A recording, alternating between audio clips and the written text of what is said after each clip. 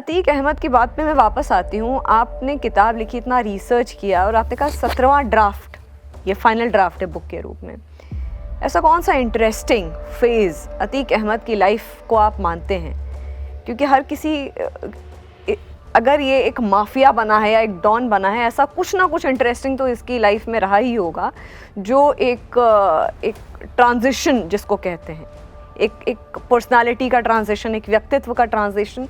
आपकी किताब के अनुसार जब आपने अपना रिसर्च किया, ऐसा कौन सा फेज़ वो ट्रांजिशन वाला फेज़ था? इस जर्नी को आप ऐसे ले सकते हैं कि जैसे प्रियदर्शनी के काले फोन सबके घरों में हुआ करते थे, हम लोग छोटे छोटे होते थे। फिर कुछ दिनों बाद 1984 में जब एशियाड वगैरह हुए तो लोगों घर में ब्लैक एंड व्हाइट टीवी आए, फिर कलर टीवी आता है। वो पूरा रेवोल्यूशन हम लोगों के सामने का है। और पेजर भी आया और फिर देन मोबाइल, और अब तो मोबाइल पे सब कुछ है। हमारा ये पॉडकास्ट भी सबसे ज्यादा मोबाइल पे देखा जाता है जी। पूरी तरह कंप्यूटर्स पे कम देखा जाएगा, मोबाइल पे सबसे ज्यादा। और उस मोबाइल में भी जितने टुकड़े होंगे 30-30 सेकंड के, वो ज्यादा देखे जाएंगे बनस्पत की एक पूरा लेंदी इंटरव्यू देखा जाए। यही हाल इस पूरे सिस्टम में आया। अब चौक चौराहा, दरवाजा, खंबा, हर जगह विजुअल है। आप हर तरफ से सर्विलेंस पे हैं। विजुअल मिस नहीं होता है। हमने वो विजुअल्स देख लिए हैं जो हमने कभी सोचे नहीं थे। वैसा ही विजुअल अतीक अहमद का था। तो मैं आपको बताता हूं वो क्या है। एक तो मुझे सबसे ज्यादा अतीक पर आ रहा हूं। अफगानिस्तान में एक इलाका था पंजशीर। वहां के जो नेता थे, लॉयन ऑफ पंजशीर कहलाते थे, अहमद शाह नाम था उनका।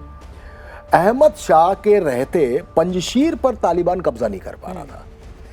तो तालिबान के लिए नाक की बात हो गई कि पंजशीर हम कब्जा नहीं कर पा रहे हैं।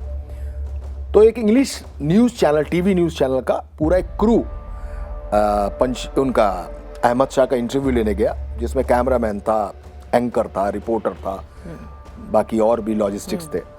ये सब लोग उनका इंटरव्यू ले रहे थे और इंटरव्यू लेते लेते सबने अपने बटन दबाए और धमाके के साथ वो भी उड़ गए और वो भी मर गए, अहमद शाह। तो ये नकली मीडिया वालों ने, जो बेसिकली तालिबान के सुसाइड बॉम्बर्स थे, उन्होंने अहमद शाह को मारा। ये बहुत जरूरी बात है बताना कि अतीक का मर्डर जिन लड़कों ने किया, उनको अहमद शाह का वो विजुअल दिखाया गया था, ट्रेंड किया गया। टर्की से अजरबैजान, ईरान से पाकिस्तान, पाकिस्तान से ड्रोन ड्रॉपिंग करते हुए जो जिगाना पिस्टल आई है, इन लड़कों के पास 90 रुपए का लंच करने का पैसा नहीं है। इनके जेब में 9.5 लाख रुपए की जिगाना थी। किस तरीके से वो हथियार आया। तो ये चीज मुझे सबसे ज्यादा प्रेरित कर, मैंने कहा था वो विजुअल जो था, वो विजुअल मेरे लिए सबसे बड़ी चीज था कि यार ऐसा विजुअल कभी नहीं देखा। दूसरा, मैं जर्नलिस्ट हूं और जर्नलिस्ट की भीड़ जिस तरीके से बढ़ गई है, लाइक आप रील्स देखते होगे तो उसमें पैप्स किस तरीके से सेलिब्रिटीज के आसपास सुबह शाम जिम जा रहे हैं, कहीं जा रहे हैं, हर जगह रहते हैं, वैसे हो गए। अतीक के अंदर सबसे बड़ी क्वालिटी जो थी वो ये थी कि वो अपने बच्चों से, भाई से और बीवी से सबसे ज्यादा प्यार करता था। उसके लिए वो कुछ भी कर सकता था। लेकिन ना वो मुसलमानों का था, ना वो हिंदुओं का था, किसी का नहीं था। वो सिर्फ पैसे का था। एक्चुअली अतीक की लाइफ को अगर डिफाइन करूं तो दिस इज द स्टोरी, मतलब लस्ट ऑफ लैंड। ये जमीन के लालच की एक पूरी कहानी है जिसने अतीक को अतीक बना दिया। वो अतीक किसी से डरता नहीं था। वो अतीक किसी मायावती पे भी अटैक कर सकता था। वो अतीक किसी योगी आदित्यनाथ के रहते हुए इलाहाबाद में उमेश पाल को 10 लोगों से गोली मरवा सकता था। और बॉम्ब्स गुड्डू इस्लाम के जरिए उसने केवल इसलिए फोड़वाए कि ग्रेंजर क्रिएट हो, गब्बर इज बैक टाइप। उसी अतीक के बारे में आपको एक बात बताना चाहता हूं कि उस अतीक को यह नहीं मालूम था कि एक दिन मोबाइल आएगा, एक दिन वो मोबाइल सर्विलेंस पे रहेगा, एक दिन उसका डेटा वापस बुलाया जा सकेगा। उसको पता लगा कि अब वो फेस टाइम पे बात कर सकता है, तो सबके पास फेस टाइम के मोबाइल्स थे, लेकिन वो भी किसी तरीके से लीक होते रहे।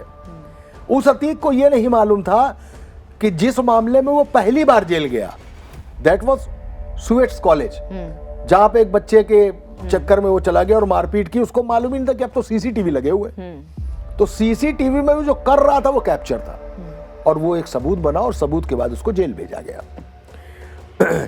तो अतीक का वो जो मसला था, बीवी से प्यार, सबसे ज्यादा बीवी से प्यार, इस कदर प्यार कि वो अपनी सत्ता भी उसको सौंप के गया था, और उसकी बीवी ने ही प्लान किया उमेश पाल का मर्डर।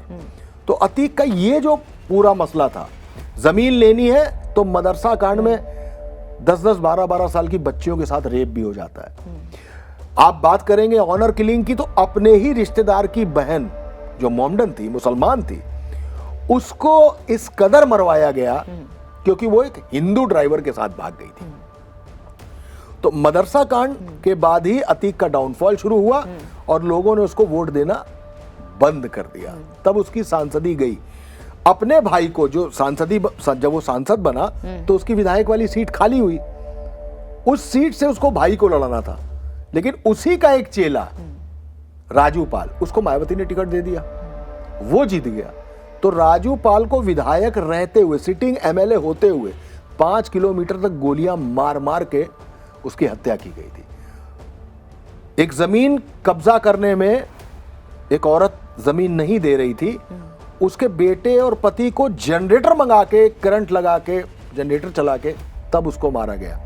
एक आदमी जो सिंपल एक छोटी सी दुकान चलाता था, वो गाड़ी बैक नहीं कर रहा था एक गली से, उसकी हत्या करके उसकी लाश रेलवे लाइन पर फेंक दी गई। तो अतीक का जो ये रूप है, तो मुझे उसमें पूरा रावण दिखता है, उसमें वो पूरा शैतान दिखता है, उसमें वो पूरे यीशु मसीह को क्रूसीफाइड करने वाले लोग दिखते हैं मुझे, जो असल में शैतान है, वास्तविक तौर पर शैतान है।